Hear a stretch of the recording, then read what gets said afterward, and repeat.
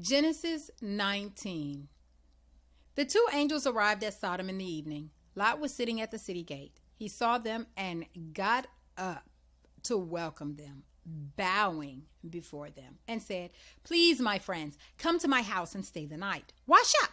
You can rise early and be on your way refreshed." They said, "No, we'll sleep in the street." But he insisted, wouldn't take no for an answer, and they relented and went home with him. Lot fixed a hot meal for them, and they ate.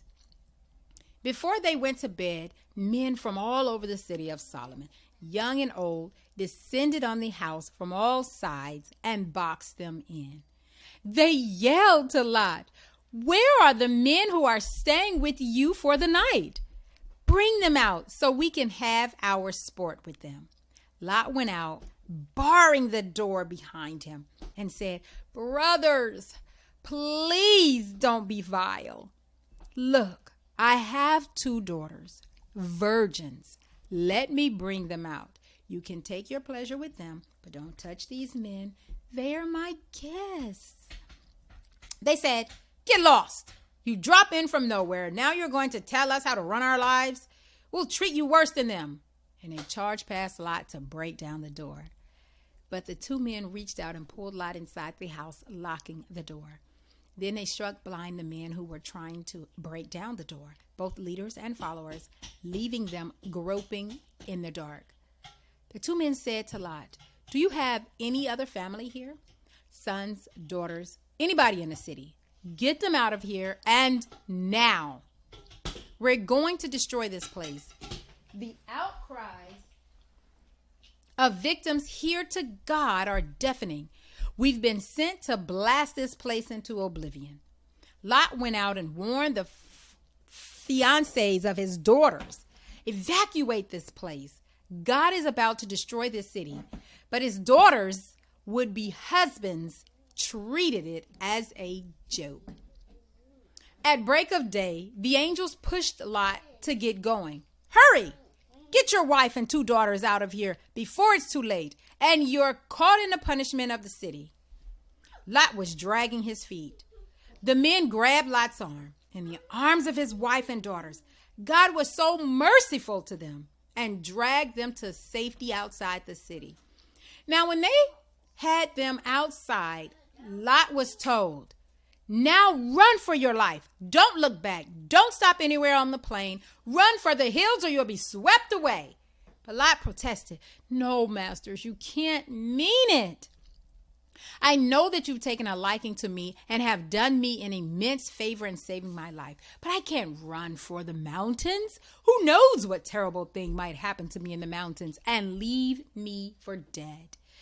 Look over there. That town is close enough to get to. It's a small town, hardly anything to it. Let me escape there and save my life.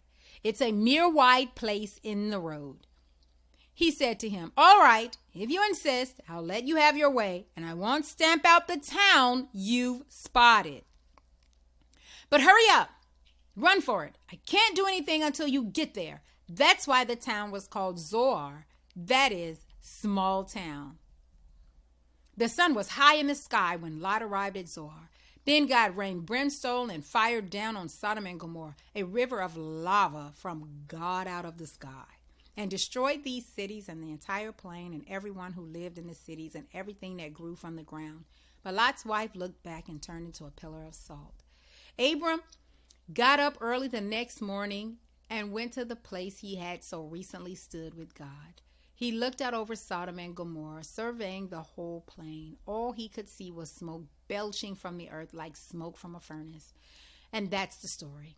When God destroyed the cities of the plain, he was mindful of Abraham and first got Lot out of there before he blasted those cities off the face of the earth.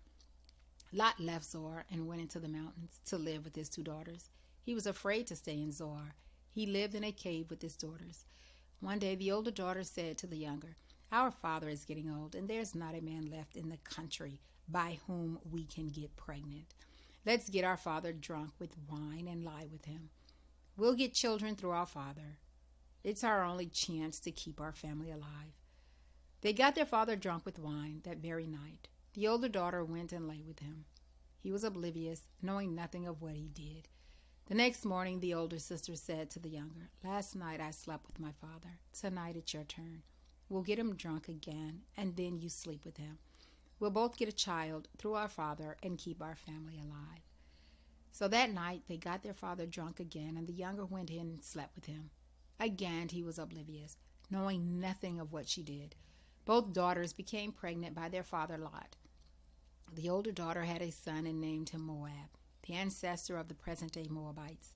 The younger daughter had a son and named him Ben-Ami, the ancestor of the present-day Ammonites.